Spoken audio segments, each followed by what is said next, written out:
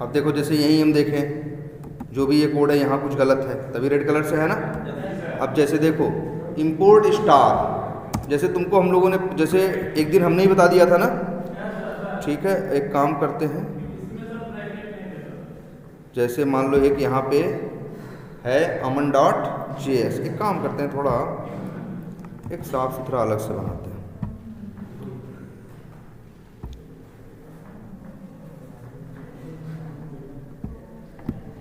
एक फोल्डर का नाम रख देते हैं, कुछ भी रख सकते हैं आप जैसे ये कौन सी बैच है, जीटा, तो चलो इसका नाम रख देते हैं क्या, जीटा।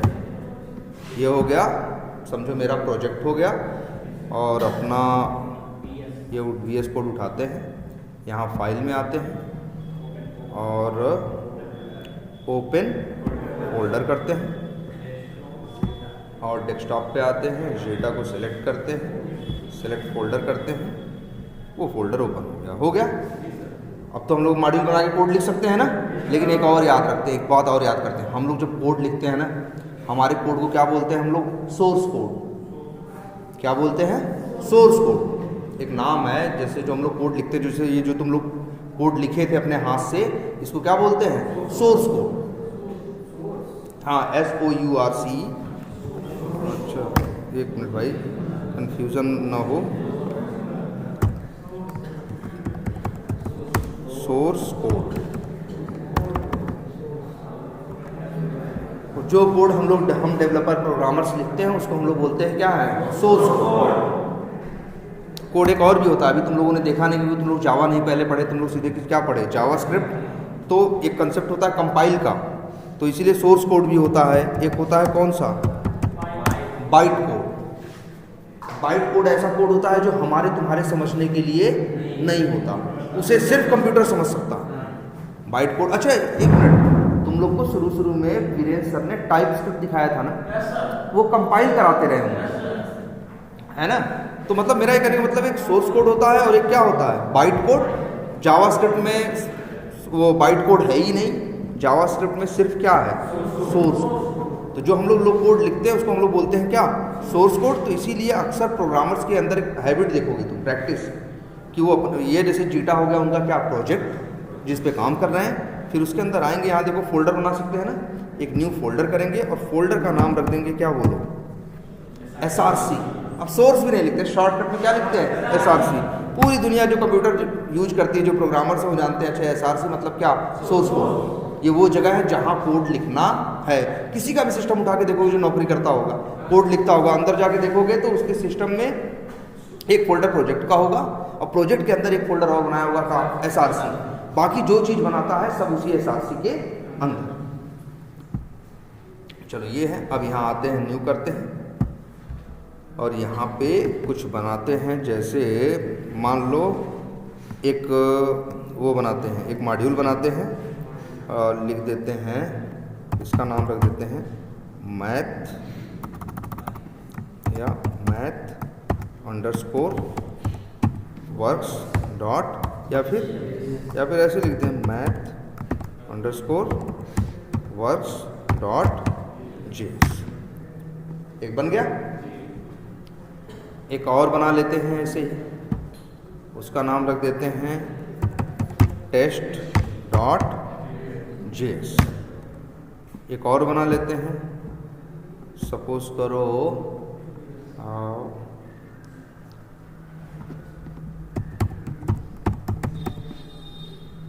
customer_details.js। तो यहाँ ये तीन क्या है, मॉड्यूल है। और मॉड्यूल में हम लोग लिखते हैं क्या, हमें पता है मॉड्यूल में क्या करते हैं। मॉड्यूल में आते हैं और हम लोग बनाते हैं दो चीज़ें, या तो वेरिएबल और या तो फिर क्या, फंक्शन। या तो वेरिएबल या तो फंक्शन।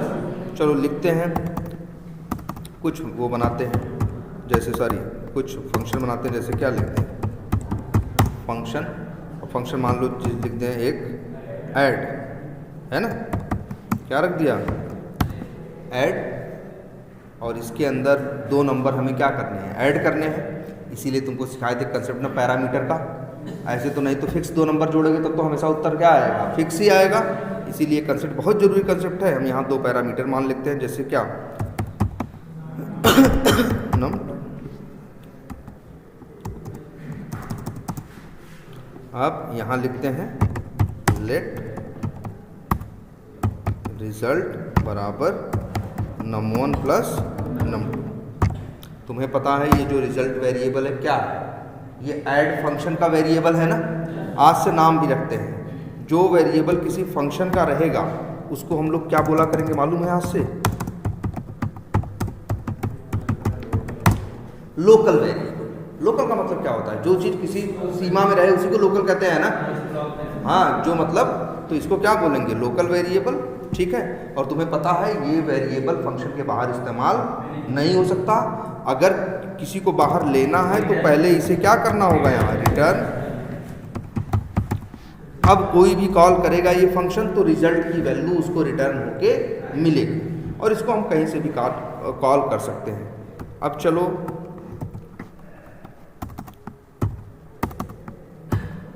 एक ऐड बना दिया, एक सबट्रैक्ट बना दिया, इसमें माइनस कर दिया, एक क्या बना दिया? मल्टीप्लाई बना दिया,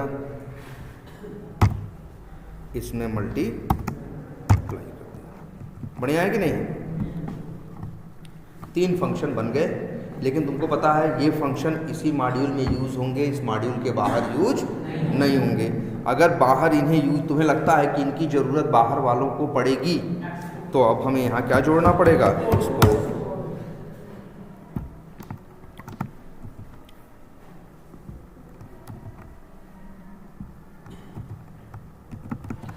ये भी बात पता है आपको? बोलो। अब एक्सपोर्ट हो चुका है, इसीलिए test.js अब इनको यूज कर सकता है। यूज कैसे करेगा? सबसे पहले लिखेगा क्या? इंपोर्ट। उसके पास 2 रास्ते हैं, एक तो इंपोर्ट लिखे और करली ब्रैकेट लगाए, वहाँ कितने फंक्शन हैं? 3। तीनों अगर इस बंदे को यहाँ यूज करने हैं तो तीनों का यहाँ क्या लिखे? नाम, जैसे ऐड, सबट्रैक्ट और मल्टीप्लाई। और इसके बाद फिर लिखे फ्रॉम, और फिर डबल कोट्स के अंदर लिखे डॉट स्लैश, और उसका नाम क्या है? MathWorks dot.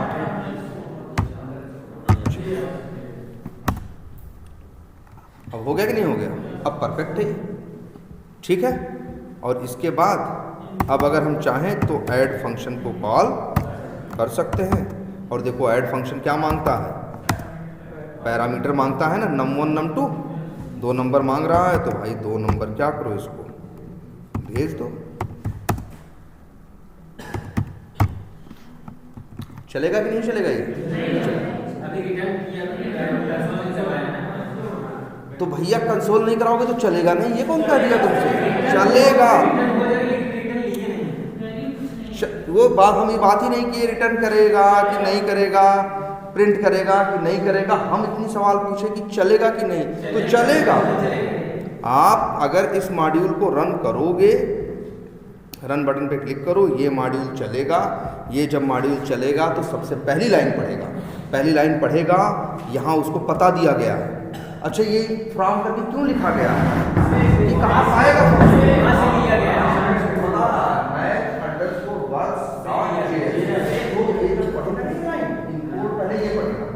भागेगा तुरंत उस फाइल के अंदर जिसका नाम क्या है? मैथवर्क्स.js। फिर उसके अंदर जो 3 फंक्शन हैं उनको उठाएगा, एक ऐड, एक सबट्रैक्ट, एक मल्टीप्लाई। और अब अगली लाइन जब चलेगा तो ये ऐड फंक्शन कॉल हो सकता है। तब तो ये चलता है बढ़िया से। देखो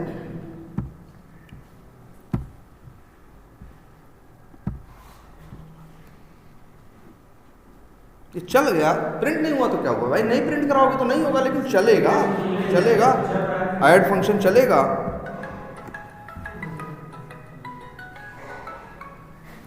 ठीक है, ऐड फंक्शन चलेगा, इसके चलने में कोई दिक्कत नहीं है। अब ये अलग बात है, तुमको ये तो पहले भी बताए हैं ना यार। एक फंक्शन रिटर्न करे, जैसे ऐड फंक्शन रिटर्न कर रहा है कि नहीं कर रहा है? देखो यही ऐड फंक्शन कर रहा है ना रिटर्न, लेकिन फंक्शन रिटर्न कर रहा है, इसका मतलब नहीं कि तुम रिटर्न लेना तुम्हारे लिए जरूरी है। चाहो तो लो और चाहो तो न लो। तो यहाँ पे अगर लेना हो तो हम लिखते हैं लेट ए बराबर, तो अब ए में आएगा। अगर चाहे तो हम कंसोल डॉट लॉग और क्या लिखें, ए लिखें। अब प्रिंट भी होगा, जो रिजल्ट में आया होगा वही ए को मिलेगा और वही यहाँ पे प्रिंट होगा। चाहो तो चला के क्या करो, देख लो आ गया ना 670। ये तो बस समझ में आती सबको बात कि हम लोग चाहें तो इंपोर्ट कर सकते हैं। और अच्छा एक चीज़ ये भी है, एक चीज़ और भी जानना है हमको, वहाँ से कितने मेथड एक्सपोर्ट हो रहे हैं इसमें से? 3। हमने इंपोर्ट कितने किए? 3। अगर मेरा मन है कि हम एक कई इंपोर्ट करेंगे तो भी कोई दिक्कत नहीं है। ऐसा नहीं है वो 3 दे रहा तो 3 को तीनों लेने पड़ेंगे। अगर मान लो हमको लग रहा है कि एक ही फंक्शन की ज़रूरत है, हमें 2 की ज़रूरत नहीं है, तो पागल हम ले आएंगे 3। हम क्या करेंगे, एक ही करेंगे। 2 चाहिए तो 2 करेंगे, 3 चाहिए तो तीनों 3 करेंगे। इतनी बात सबको समझ में आती है? अच्छा एक बात ये भी बताई गई है। और अच्छा एक काम करते हैं, ये कस्टमर डिटेल्स मेथड है ना, सॉरी क्या है, कस्टमर डिटेल्स नाम का क्या है, मॉड्यूल है। इसको भी बनाते हैं, इसके अंदर भी एक फंक्शन बनाते हैं, पब्लिक सॉरी यार देखो, फंक्शन, और इसका नाम रख देते हैं आप प्रिंट कस्टमर नेम, या एक मिनट या नाम रख रहे हैं ये गेट फुल नेम। गेट क्या लिखे, फुल नेम, ये फंक्शन का नाम है। और ऐसे क्या किस पर्पज से बना रहे हैं, हम चाहते हैं कि ये ऐसा फंक्शन रहे जिसको किसी का फर्स्ट नेम दे, मिडिल नेम दे और लास्ट नेम दे, वो तीनों को जोड़ के क्या दे, उसका पूरा नाम दे। तो भाई तीन चीज हम देंगे तो मतलब 3 क्या होंगे, पैरामीटर। तो यहाँ लिख दें जैसे एफ नेम, एल नेम और या जो सॉरी एफ नेम और एक और एक लिख देते हैं क्या, M name. F name, M name, L name, अंदर यहाँ लिखते हैं क्या, देखो ऐसे तो कोड लिखे जाते हैं। Full name equals to F name plus M name plus, लेकिन अब दिक्कत ये होगी नाम भेजोगे तो तीनों सट जाएंगे। हाँ राहुल और कुमार और यादव भेज दें तो राहुल कुमार यादव सट जाएगा। हम चाहते हैं राहुल हो, फिर स्पेस हो, फिर कुमार हो, फिर स्पेस हो, फिर यादव। आर्गुमेंट में क्यों ये सब चक्कर पड़ने की जरूरत है, ये देखो ऐसे देखो यार।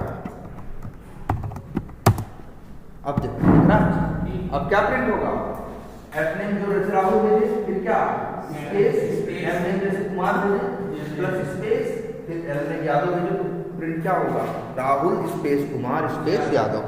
अब हम ये चाहते हैं कि ये फंक्शन जो कॉल करे उसको ये फुल नेम मिल जाए, तो क्या करेंगे, रिटर्न। जो बन गया एक और। अब हम ये भी चाहते हैं कि बाहर वाले इस फंक्शन को भी यूज कर सकें। जैसे मान लो फुल नेम है और जैसे ये है गेट फुल, मान लो क्या है एड्रेस है।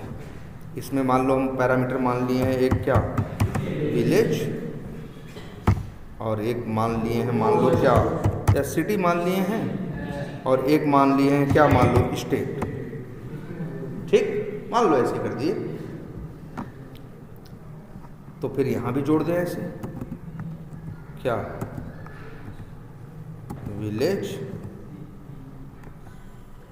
सिटी और फिर क्या स्टेट, और भैया इसमें लगा देते हैं क्या, एक कॉमा। तो बढ़िया प्रिंट होगा ना, ऐसे लिख के आएगा गांव का नाम कॉमा स्पेस फिर शहर का नाम, बढ़िया आएगा ना। और यहाँ इसका नाम रख देते हैं, फुल नेम की जगह लिख देते हैं क्या, फुल एड्रेस, और रिटर्न में लिख देते हैं फुल। बढ़िया हो गया, ऐसे तो बनते हैं। ऐसे तो होता, तुम सोचो तुम लोग कई बार काम करते होगे, कहीं जाकर रजिस्ट्रेशन करते हो पहली बार, कहीं अकाउंट बनाते हो, रजिस्ट्रेशन करते हो, सब चीज़ अलग अलग डालते हो कि नहीं, लेकिन अगले पेज पे जाते हो तो सब बगल में कामा करके दिखाई देता है कि नहीं, कैसे, अरे ऐसे ही वो लोग भी कोड लिखे होंगे, जो तुम डाले वो पैरामीटर में ले गए और फंक्शन के अंदर उनको जोड़े स्पेस और कामा के साथ, तो तुमको दिखता है। देखो कई बार ऐसा हुआ होगा फॉर्म भरते समय तो अलग अलग भरते हो, लेकिन अगले पेज में जहाँ एड्रेस आता है वहाँ पूरा आता है कि नहीं आता है ना? तो ऐसे जोड़ रहे हैं। चलो, अगर हम ये चाहते हैं कि ये लोग भी बाहर यूज हो सके तो इन्हें क्या करें हम? एक्सपोर्ट। अब भाई जैसे मान लो हमको यहाँ पे किसको test.js में हम खड़े हैं, इस मॉड्यूल में हैं हम, हमको यूज़ करना है मैथवर्क्स को भी और हमें यूज़ करना है कस्टमर डिटेल्स को। तो ये दिए थे, ऐसा देखे हो नहीं तुम लोग भी कि आप चाहो तो दो चीज़ें भी इंपोर्ट कर सकते हो। क्या नाम है? नहीं उसका नाम ना क्या नाम था? गेट, एक गेट फुल नेम था, एक गेट फुल एड्रेस था। और अब हम चाहें तो गेट फुल नेम को कॉल करें, इसमें 3 पैरामीटर भेजने हैं ना? कितने पैरामीटर भेजने हैं? 3। अब यहाँ भेज दें, जैसे किसी का भी नेम भेज दें, मान लो भेज दें क्या, संदीप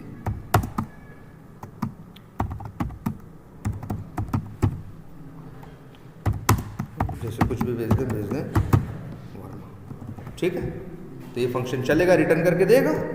उसको वेरिएबल में क्या करें? फुल नेम वेरिएबल में क्या करें? या वेरिएबल का नाम तो कुछ भी रख सकते हैं, मान लो fn नेम के वेरिएबल में क्या किया? स्टोर किया कंसोल डॉट लॉग।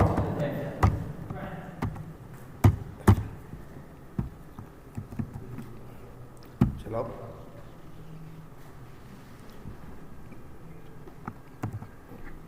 670 और संदीप कुमार वर्मा जुड़ा, वहाँ प्रिंट यहाँ हुआ है, वहाँ पे जुड़ा, उसने रिटर्न किया, इसने लिया और इसने क्या करा दिया? प्रिंट करा दिया। तो आपको ये भी एक बात समझ में आई कि एक ही मॉड्यूल के अंदर हम कई मॉड्यूल के कई फंक्शंस को इंपोर्ट कर सकते हैं। और अभी तक तो हम लोग लग रहा होगा ना, अभी जब 2 ही घंटा से ज़्यादा नहीं, 2-3 क्लास के बाद प्ले राइट स्टार्ट हो जाएगा। और जब प्ले राइट स्टार्ट होगा तो जब तुम रियल कोड लिखना शुरू करोगे तो होगा ये कि एक मॉड्यूल के अंदर 8 लाइन होगी इसकी इंपोर्ट। क्यों? क्योंकि हमको कोड भाई पहले से बना हुआ कोड वहाँ रखा है, वहाँ रखा है, वहाँ रखा है, तो फिर से थोड़ी लिखेंगे, पागल थोड़ी ना है।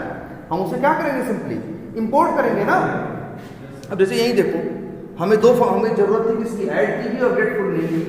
अब तो हम लिखे नहीं ना, हमने क्या किया? ऐड कहाँ था? मैथवर्क्स में, तो मैथवर्क्स को इंपोर्ट कर लिया। गेट फुल नेम कहाँ था? कस्टमर में, उसको भी क्या कर लिया? इंपोर्ट कर लिया। इनहेरिट मत बोलो, क्या कर लिया? इंपोर्ट कर लिया। क्लियर है ये?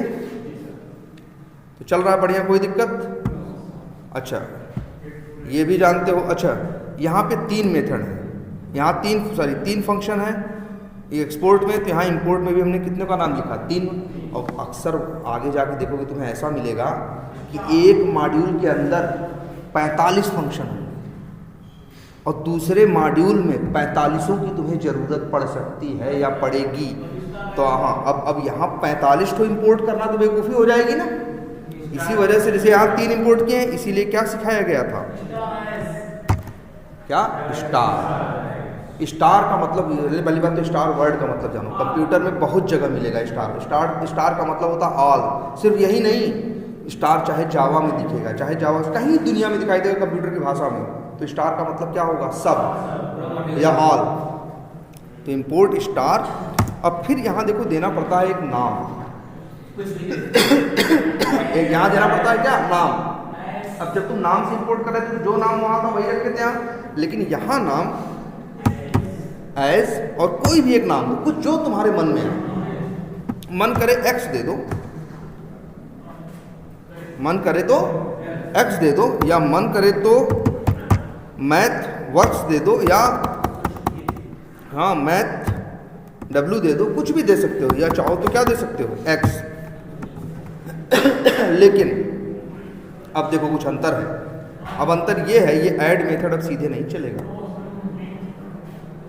क्योंकि ऐड को आप स्पेशली इंपोर्ट नहीं किए हो, आप इसको इंपोर्ट किए हो। इंपोर्ट मतलब सब किस नाम पे? एक्स नाम। एक्स को पता है ऐड कहाँ है, तो मेरे भाई अब से ऐसे लिखोगे, बिल्कुल एक्स डॉट। आई बात समझ में?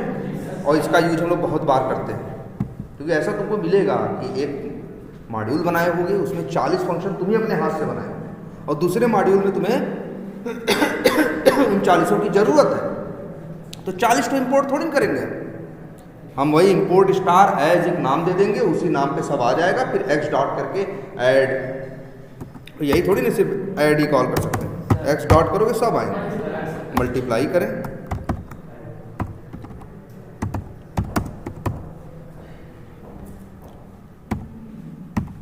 इस तरह से, और जो रिजल्ट आया मान लो लेट बी, और यहाँ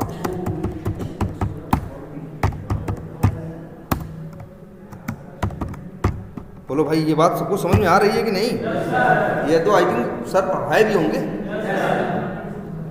कि आप इंपोर्ट कर सकते हो, एक्सपोर्ट कर सकते हो, और एक ही फाइल में कईयों को इंपोर्ट कर सकते हो। और जैसे इस कस्टमर स्टेज में देखो, मैथवर्क्स में कितनी फंक्शन है?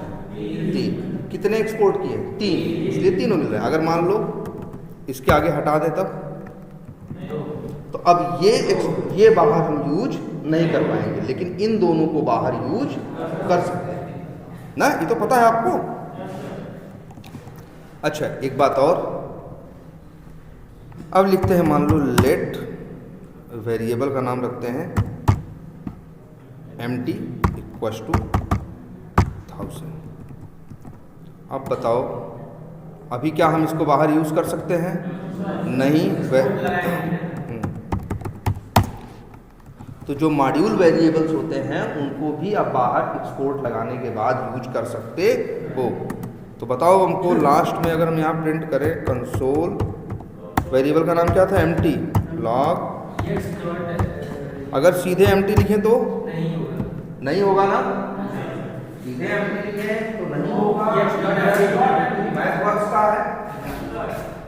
और empty तो हम इंपोर्ट किए नहीं है, हम तो इंपोर्ट किए हैं क्या? सारा। किस नाम पे? एक्स नाम पे। तो अगर मैथवर्क्स का कुछ भी यूज करना है तो आपको इसी एक्स वर्ड को यूज करना पड़ेगा। ये देखो, ये बात याद रहेगी कि नहीं? इसीलिए कहा जाता है 2 इंपोर्ट होते हैं। एक इंपोर्ट होता है जो नाम पे होता है, जो जो चाहिए सबका नाम लिखो, और एक इंपोर्ट होता है जहाँ से स्टार लिख दो और एक नाम दे दो, तो उसी नाम पे सब आ जाता है। जो यूज करना है वहाँ का अब एक्स डॉट करके यूज करो। एक्स क्यों कर रहे हैं? क्योंकि यहाँ एक्स लिखे हैं। अगर यहाँ हम वाई रखे होते तो यहाँ भी क्या लिखते? Y dot y dot y dot. Clear? चलाएं, सब बढ़िया चल रहा है कि नहीं? कोई इशू नहीं। अच्छा अब हमें जरा एक तुम लोग बताओ,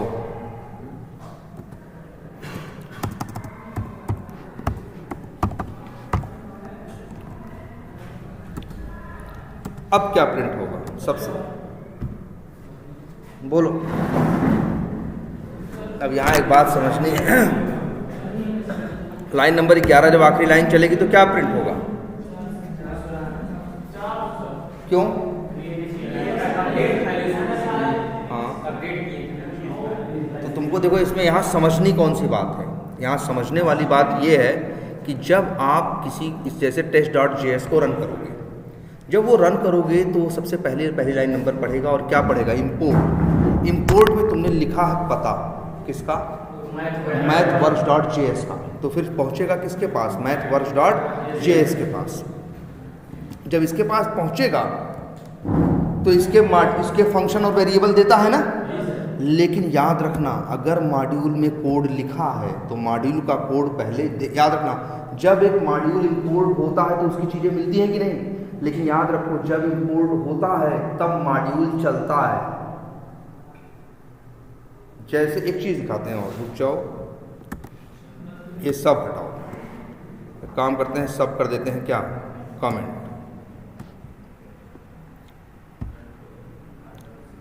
कौन सा है शॉर्टकट इसमें?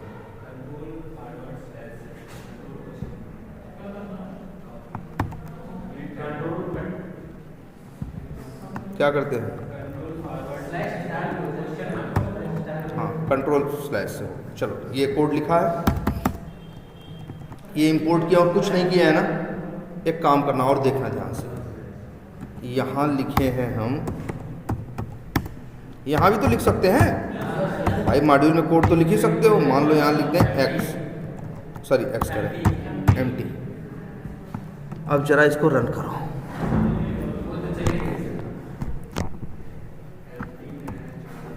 चार 400 आ गया कि नहीं आ गया? कुछ कॉल वाल नहीं किए हैं, सिर्फ क्या हुआ है, इंपोर्ट। तो याद रखना, जब एक मॉड्यूल इंपोर्ट होता है तो वो उसके सारी चीज़ें देता है ना, लेकिन देने से पहले मॉड्यूल अपना कोड क्या करता है, चलाता है, तभी तो प्रिंट हुआ 400। बताओ यहाँ हम कुछ और लिखे हैं?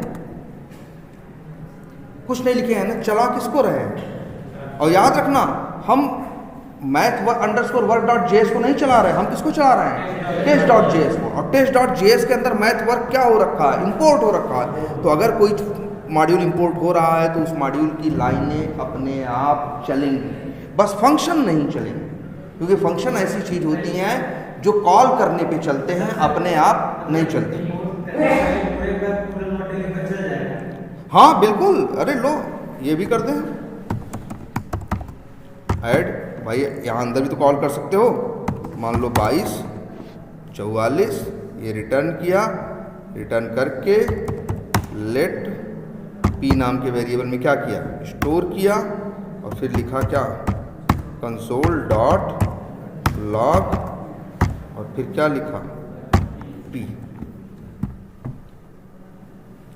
और लो अब चला के देखो, वो ऐड फंक्शन चलेगा, 44 22 जुड़ेंगे, आएगा किसमें, पी में क्या आएगा, 66।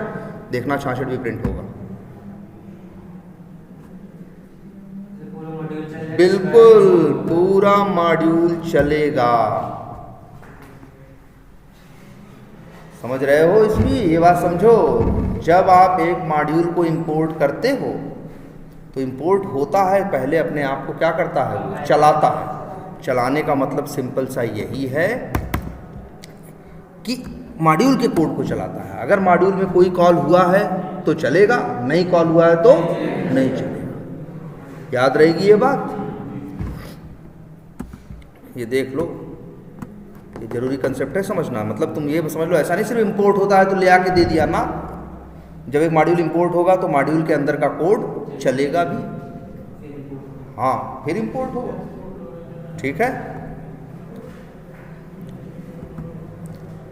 अच्छा, और अब अगर हमें कोड लिखना हो, x डॉट कर सकते हैं, मेथड कॉल कर लें क्या, मल्टीप्लाई, यहाँ से भेज दें क्या, मान लो 10 और 25, तो गुणा होगा, जो आंसर होगा कहाँ आ जाएगा, लेट के नाम के वेरिएबल में क्या किया हमने, स्टोर किया। इसको अगर हम कंसोल डॉट क्या करें, लॉग करें, के करें, तो अभी क्या प्रिंट होगा, चलाएं तो ना। अभी तुम चलाओगे तो पहले तो मॉड्यूल इंपोर्ट होगा ना, पहले क्या होगा, पहले चले मॉड्यूल इंपोर्ट होगा। जब मॉड्यूल इंपोर्ट होगा तो मॉड्यूल चलेगा ना, पहले 400, फिर 66, और फिर आएगा यहाँ आगे, तब मल्टीप्लाई चलेगा और 250। इसीलिए देखो उत्तर क्या आ रहा है।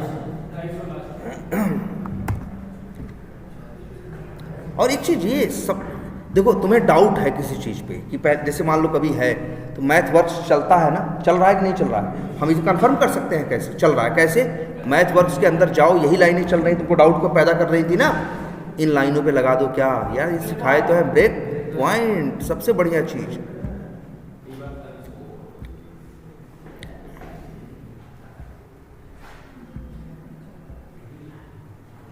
चलो ठीक है, अब ये देखो और इधर देखना, और यहाँ से पता चलता है कौन पहले चल रहा है। अब जैसे हम यहाँ से रन एंड डिबग किए तो पहले क्या होगा, इंपोर्ट, पहले कोड लाइन नंबर 3 पे नहीं आएगा, पहले कहाँ आएगा, लाइन नंबर 1 पे। जब इंपोर्ट करने जाएगा तो मैथ वर्क्स पे जाएगा, तो कोड पहले यहाँ जाएगा, पहले इसको चलाएगा, फिर इसको चलाएगा, फिर इसको चलाएगा, फिर इसको चलाएगा, फिर इसको चलाएगा। जब देखेगा ये मॉड्यूल चल चुका है, इस मॉड्यूल में कुछ नहीं है, तब इसकी चीज़ें इंपोर्ट करके दे देगा, और फिर कहीं कोड आएगा लाइन नंबर 3 पे। देखो देखो, पहले मॉड्यूल को चलाने आ गया कि नहीं आ गया। जो मॉड्यूल इंपोर्ट किया जाता है पहले इसकी जिम्मेदारी है उसको चलाना। देखो एक एक लाइन चलाते जाओ,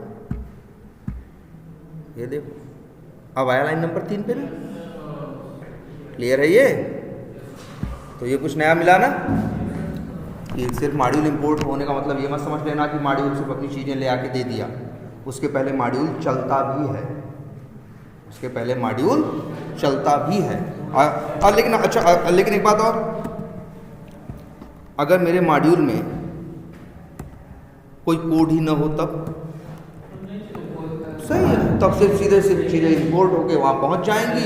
चलने को इसके पास कुछ भी नहीं है, और चलने को हुई तो चलेंगे। जैसे देखो, इसके पास चलने को हैं लेकिन कस्टमर डिटेल्स के पास चलने को कुछ नहीं है। कस्टमर डिटेल इंपोर्ट करोगे, उसके इंपोर्ट करने से बस वो मेथड आ जाएंगे, फंक्शन आ जाएंगे, लेकिन वो कुछ भी चलेगा नहीं। ये भी बात क्लियर है? क्योंकि देखो यार, ये जो टॉपिक्स हैं अब वाले, ये तो लिख लेना।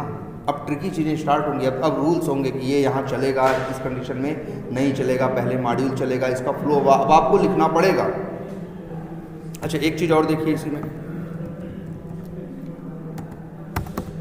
अगर लिखें x.mt को यूज़ कर सकते हैं कि नहीं? mt की वैल्यू प्रिंट कर सकते हैं कि नहीं? बोलो, कर सकते हैं ना? अरे मेरा मन करे तो हम क्या लिख सकते हैं सीधे, ये तो लिखे भी थे यहाँ नीचे।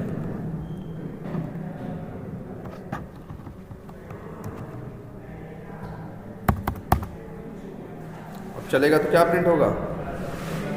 mt में क्या है वैसे देखें।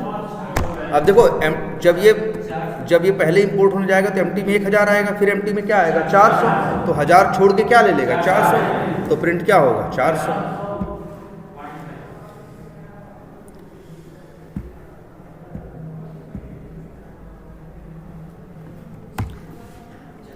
सबसे आखिरी में क्या प्रिंट हुआ है? 400 ना। ये बात सबको समझ में आ रही है? बोलो, कोई कंफ्यूजन लग रही है? चलो तब एक काम और देखते हैं। अच्छा, ये हम क्या कर रहे हैं x.mt में? ये क्या कर रहे हैं? प्रिंट करा रहे हैं। जहाँ पे mt एक वेरिएबल है जो हमने मैथ अंडरस्कोर वर्क्स से क्या किया है, इंपोर्ट करके मंगाया है। किस नाम पे? x नाम पे, इसीलिए लिखे हैं x.mt। हम यहाँ वेरिएबल की वैल्यू क्या कर रहे हैं? यूज कर रहे हैं। जैसे अगर हम ऐसे लिखें, लेट t बराबर k प्लस x.mt, और अब लिखें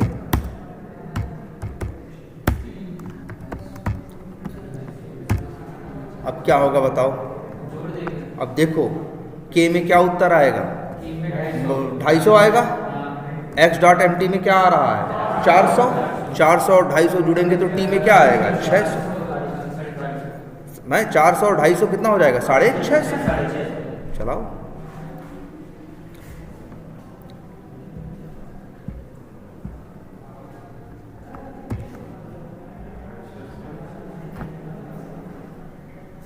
क्या हो गया? 650। आखिरी लाइन पे। क्लियर है? कोई कंफ्यूजन?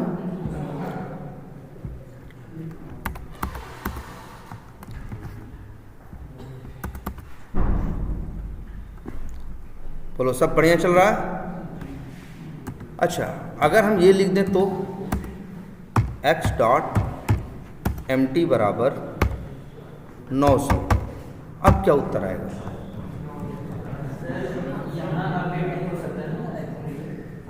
क्या उत्तर आएगा?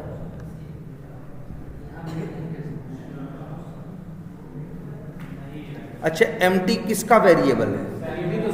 mt है मैथ अंडरस्कोर वर्क्स का, है ना? तो आज से अपने दिमाग में एक बात बैठा लो कि दूसरे के मॉड्यूल के वेरिएबल को आप दूसरे मॉड्यूल में क्या कर सकते हो? इंपोर्ट करके यूज तो कर सकते हो, लेकिन उसकी वैल्यू बदल नहीं सकते, और इसको बदल नहीं सकते। ये दिमाग में आपको रखना है। मतलब समझ के, मान के चलो, ये जो है कॉन्स्ट भी मत कहो। कॉन्स्ट क्यों कहोगे? कॉन्स्ट नहीं है, ये है वेरिएबल ही ना, कांस्टेंट भी नहीं है, ऐसा कुछ भी नहीं है, ऐसा कुछ भी नहीं है, ऐसा कोई वर्ड इस्तेमाल नहीं करना। बस इतना याद रखना है, mt है तो वेरिएबल ही, लेकिन math underscore works dot JS का वेरिएबल है ना, तो सिर्फ उसी के अंदर का कोई उसे बदल सकता है, बाहर वाला उसे बदल नहीं सकता।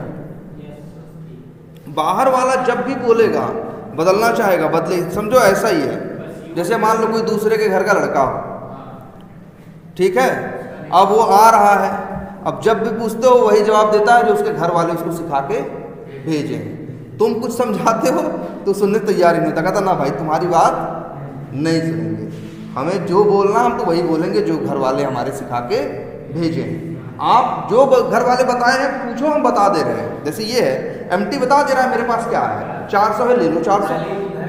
हाँ, लेकिन घर के बाहर वाले कितनी भी उसको बुद्धि सिखाएंगे वो सीखेगा नहीं, वो कहेगा ना भैया हमारे घर वाले बताए हैं, हम तो यही जानते हैं, और तुम कह रहे हो कि नहीं x.mt तुम ले लो, उसको 400 छोड़ो 900 ले लो, वो कहेगा बिल्कुल नहीं, हम अपने घर वालों से आगे ऊपर नहीं जाएंगे। घर वाले बोले हैं आप बस, आप लोग क्या कर सकते हो, मेरे पास जो पड़ा है हम आपको दे सकते हैं, लेकिन आप ये कोशिश करो कि आप मेरे को बदल दो, तो आप बदल नहीं सकते। अब ऐसा क्यों किया गया, सवाल ये भी उठता है, ऐसा बनाया क्यों गया, क्यों नहीं बदल सकते। इसको बनाने का रीज़न ये था कि एक मॉड्यूल 10-10 जगह यूज़ होता। जैसे अब यही मॉड्यूल है math_works, हम और 10 मॉड्यूल बना रहे हैं, वहाँ पे भी हमको इस ऐड मेथड की ज़रूरत है, तो जहाँ जहाँ ज़रूरत पड़ेगी हर जगह हम क्या करेंगे, उसको इंपोर्ट करेंगे कि नहीं पढ़ेंगे। अब पता चला हम चलाए, अब हम तो उम्मीद कर रहे हैं कि 400 पाएंगे, लेकिन कोई दूसरा रास्ते में क्या किया, बदल दिया, तो भाई तो गड़बड़ है ना, तो हमें तो अंदाजा नहीं लग रहा है क्या मिलेगा। तो उसने देखा कि भाई ये चीज़ जो है सिर्फ ऐसा नहीं है कि ये एक्सपोर्ट कर रहा है तो सिर्फ वही इंपोर्ट कर सकते हैं, कौन, test.js, कोई भी तो इंपोर्ट कर सकता है। अब अगर ये वैल्यू बदल देंगे तो उसके ऊपर फर्क पड़ जाएगा कि नहीं पड़ जाएगा। इसीलिए जावास्क्रिप्ट ने नियम बनाया, इससे कंफ्यूजन नहीं होगी, अदरवाइज कंफ्यूजन होती कि नहीं होती। हम उम्मीद करके बैठे हैं 400 आएगा, और पता चला वो रास्ते बदल दिए और 400 से 40 हो गया, है ना। इसीलिए इन लोगों ने नियम बताया भैया, यूज 100 लोग चाहे जहां करो, लेकिन बदलेगा कोई नहीं, कोई बदल नहीं सकता। सिर्फ इसको बदलने का अधिकार इस एमटी को, math_works नाम के मॉड्यूल को, इसके अंदर वाले बदल सकते हैं, लेकिन बाहर वाले जो इसको इंपोर्ट करके यूज कर रहे हैं वो लोग बदल नहीं सकते। और इसको इंपोर्ट कितने लोग कर सकते हैं, सब, जो जिसका मन करे इंपोर्ट करे, जिसका मन करे यूज करे, लेकिन कोई बदलने की कोशिश न करे, इसका सीधा रूल है, ठीक है। तो इस तरह से ये काम कर रहा है। चलाओ, इसीलिए देखो इस लाइन पे एरर आएगी,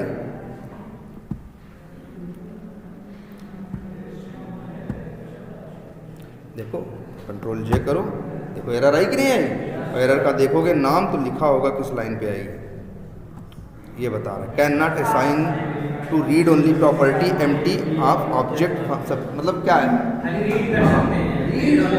पढ़ सकते हो, वैल्यू निकाल सकते हो, लेकिन राइट नहीं कर सकते, उसमें वैल्यू डाल नहीं सकते।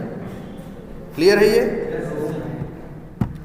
कोई कंफ्यूजन इसमें, तो ये भी क्लियर है ना आपको कि आप यूज कर सकते हो लेकिन आप चेंज नहीं कर सकते। अब सोचो मेरे पास समस्या यही है, मान लो हम ही हैं, दूसरे के घर का लड़का है, हम उसे बिगाड़ना चाह रहे हैं, लेकिन वो बिगड़ने को तैयार ही नहीं है, वो जो सीख के आया घर से वही बार बार बताता है। हम चाहते हैं कि इसको बिगाड़ें या इसको क्या करें, चेंज करें। अब क्या करें, मेरे पास तो कोई रास्ता नहीं है, बाहर वालों की बात सुनता नहीं, लेकिन फिर वही हम करेंगे। इसके लिए क्या करेंगे, एक विभीषण छोड़ देंगे, उसी के घर के ही किसी आदमी को हम क्या करेंगे, भाई पहले किसी के घर के आदमी को मिलाएंगे और उससे कहेंगे बात, और उससे कहेंगे तुम उससे कहो। जब उससे बात सुनेगा तो मान जाएगा, कहेगा यार ये तो घर का आदमी बात कह रहा है, ये तो क्या है, चलो इसकी ये बात क्या है, सही है, ये जो कंसेप्ट नहीं है, सेम यहाँ इस्तेमाल होता है। जैसे देखो हम एमटी की वैल्यू 900 नहीं कर पा रहे थे ना, नहीं कर पा रहे हैं ना, लेकिन अगर हम चाहें, मान लो यहाँ पे एक वो बना दें, फंक्शन बना दें, और फंक्शन का नाम रख दें क्या, फंक्शन, और नाम रख दें क्या, कुछ भी नाम रख सकते हैं, चेंज, नाम कुछ भी रख सकते हैं भाई, लेकिन हमने नाम रख दिया क्या, चेंज एमटी। और इसके भाई ये लोग, ये चेंज एमटी तो एमटी को यूज़ कर सकता है, धड़ल्ले से ये तो बदल सकता है ना। अब लिख दें एमटी बराबर 200। अब देखो ध्यान से, अब बताओ हमको सब लोग अगर हम चलाएं तो एमटी में क्या प्रिंट होगा, 200। लेकिन 200 तो तब होगा ना जब तुम इस नए फंक्शन को, जो एक नया फंक्शन बनाए हो जिसका नाम क्या है, चेंज एम्प्टी, जब इसे कॉल करोगे तब तो बदलेगा। ऐसे तो अभी वो 400 बोलेगा, लेकिन जब हमने क्या कहा, वही है ना, हमसे डायरेक्ट नहीं सुन रहा था तो हमने उसी के एक घर के आदमी को कहा कि भैया उसका दिमाग थोड़ा चेंज करो यार, बात नहीं मान रहा है। तो क्या नाम है, अच्छा एक्सपोर्ट नहीं किए हैं इसको भी भाई, बाहर वाले, ठीक है, एक्सपोर्ट, यहाँ एक्स डॉट क्या नाम है, चेंज एम्प्टी। अब देखो, अब चेंज एम्प्टी यहाँ 200 बोलेगा, यहाँ भी जुड़ेगा तो 200 लेके आएगा, 200 और 250 कितना हो जाएगा, 450।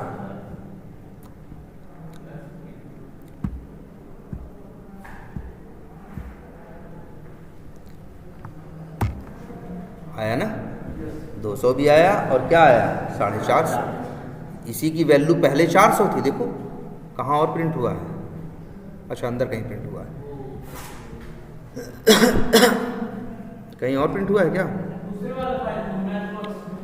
इसमें मैथ वर्क्स में कहीं प्रिंट हुआ है क्या, अच्छा यहाँ प्रिंट हुआ है ना। ये सब हटाते हैं, कन्फ्यूजन पैदा करता है। तो ये बात समझ में आई कि नहीं आपको, पहले 1000 फिर 400।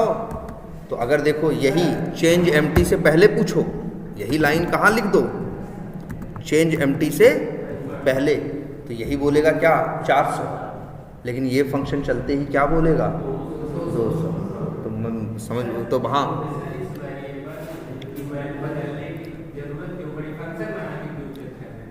मतलब ये है कि अगर दूसरे के मॉड्यूल की वैल्यू अगर आपको बदलनी है तो डायरेक्ट तो आप बदल नहीं सकते, तो आप दूसरे के मॉड्यूल के किसी फंक्शन के सहारे बदलवा सकते हैं। अरे यार, उस मॉड्यूल में जाके बदल देंगे तो सब के लिए बदल जाएगा ना यार, ये भी तो सवाल, ये भी तो समझो, वो सब के लिए। हम चाह रहे हैं मेरे लिए ये बदलाव हो ना, अब भाई चेंज एम्प्टी जो कॉल करेगा उसके पास, अब देखो पहले क्या होता है, बदल दोगे तो सबके लिए बदलाव हो जाएगा परमानेंट। अभी क्या है, जो कॉल करेगा उसके लिए होगा, जो नहीं चाहेगा बदलाव वो नहीं कॉल करेगा, और जो बिल्कुल जो कॉल करेगा उसके लिए बदलाव होगा, जो नहीं कॉल करेगा उसके लिए। जैसे अब यही देखो, ये देखो तो नहीं कॉल हो रहा है ना, अब कोई बदलाव नहीं होगा। अब क्या रहेगा, अब जैसे मान लो देखो, यही एक्स डॉट, यही चेंज एम्प्टी को कौन कॉल करे, कस्टमर डिटेल्स कॉल करे इंपोर्ट करके, और वो कॉल ना करे चेंज एम्प्टी को, तो क्या होगा, तो उसके लिए अभी भी क्या आएगा, 400 है। आई बात कुछ समझ में, लेकिन अभी भी अच्छा नहीं हुआ। देखो ध्यान से, क्या हुआ, हमको उसको बदलना था, हमने उसी के घर के एक आदमी को क्या किया, भकाया, उससे उसको बदलवा दिया, लेकिन तब भी अभी मेरी बात कहाँ तक जा रहा है। हमने उससे कहा सिखाओ, वो सिखा रहा है 200। हम चाहते हैं 200 नहीं, हम चाहते हैं जो मन करे हम वो सिखवाएं। ध्यान से देखना, पैरामीटर का कंसेप्ट पढ़े नहीं हो यार। यहाँ पे एक पैरामीटर क्यों नहीं ले लेते, जैसे ले लो पैरामीटर, क्या लिखे हैं पैरामीटर का नाम, जैसे लिख दिया हमने क्या, नम, और यहाँ डाल दो नम। तो अब क्या होगा, जब ये फंक्शन कोई कॉल करेगा, जो पैरामीटर में भेजेगा वही आएगा कहाँ, नम में, और वही चला जाएगा कहाँ, एम्प्टी। अब देखो यूज, अब मेरे हाथ में है, यहाँ से अगर हम क्या भेजें 700, तो वहाँ 700 उसमें चल जाएगा, 600 कर दिए तो क्या आ जाएगा, 600। वही देख रहे हो ना, हाँ, मतलब अपनी बात उससे बदलवा दिए कि नहीं बदलवा दिए, जबकि वो डायरेक्ट मेरी बात नहीं मान रहा था, लेकिन हमने बात भेजी कहाँ, पहले फंक्शन के पास, और फंक्शन में बनाया पैरामीटर, जिससे कि मेरी बात फंक्शन तक पहुंच सके, और वो अंदर जाके उस वैल्यू को क्या कर दिया, चेंज कर दिया। तो यही जुगाड़ होता है जब कभी भी हमें क्या करना होता है, हाँ, जब देखो क्यों 600 किया है क्या हमने, हाँ 600 भेजे हैं ना, इसलिए 600 और 600 और 250 जुड़े तो क्या, 850। बात समझ में आ रही है अब, ये चीज़ देखो भाई, बोलो, क्लियर है ये? इतने यार देखो, सर ने तो वैसे ही बता ही रखा है, एक बार हम और रिवाइज कर दिए तो अब इस क्लास को पढ़ के तुम नोट्स आसानी से बना सकते हो ना इन रूल्स पे, और वो जरूर करो। अब अच्छा, इसमें एक बात और है, चलो ये भी देख लो। ये जीटा है, जीटा में क्या है? SRC है, SR। अच्छा मान लो हम यहीं आए, ध्यान देना, एक नया फोल्डर और बनाते हैं। कहाँ बना रहे हैं जानते हो? SRC के अंदर। उसका नाम रख देते हैं, क्या रख दिया? कुछ भी रख सकते थे, हमने नाम रख दिया क्या? मैथ। और ये मैथ वर्क्स को कट करके पेस्ट कर दिया कहाँ?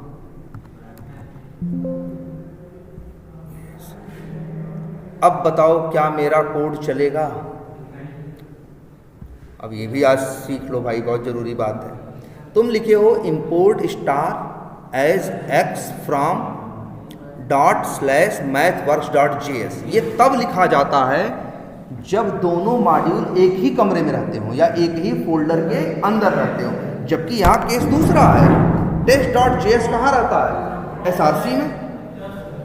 और math_work.js कहाँ रहता है? मैथ के अंदर। समझो अंतर है कि नहीं है?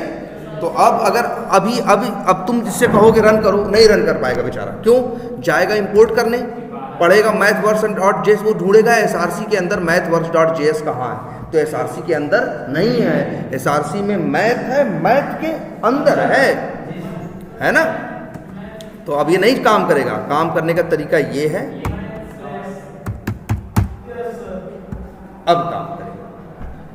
अब काम करेगा कि अब उसको तुम बता दिए ना कि पहले test.js के बगल में जो मैथ हो वहाँ जाना, और मैथ के अंदर mathworks.js के अंदर जाना। ठीक है? क्या करो? हाँ, कहीं भी।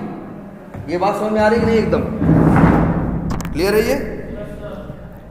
तो भाई ये एक जानने वाली और चीज़ है कि जब इंपोर्ट करते हो, ये फ्रॉम क्या बताता है? वही जगह बताता है कि चीज़ उठानी कहाँ से है। अब पता ही उसको गलत बता दोगे तो उठा पाएगा? भाई पता ही अधूरा बताओगे किसी को तो ले आ पाएगा? नहीं ना। इसीलिए पता सही बताना जरूरी है। पहले कुछ नहीं बताते थे, सिर्फ JS लिखते थे, क्योंकि दोनों कहाँ रहते थे? अगर एक ही रहते थे तो बस होता तो भैया नाम बता दो। लेकिन अब क्या है?